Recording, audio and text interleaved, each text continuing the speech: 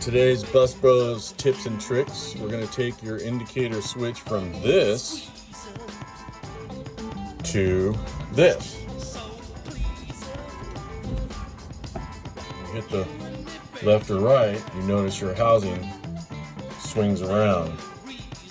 So what we're going to do is show you a trick on how to eliminate the housing from moving when you engage your indicator switch. Now we have indicator switch removed from the column. And you want to take the other half and get any kind of rubber piece like this, just a rubber sheet or a piece of tubing that you can just cut a piece off of, which we've done here, so that it fits right in there, just like so.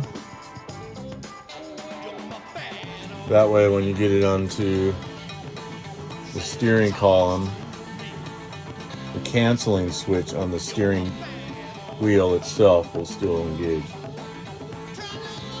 And what this does is this rubber piece will go around and grip the column so it won't slide around. And it's on there. So now you can just turn and your housing won't swing around. Tips and tricks from the Bus Bros. You're my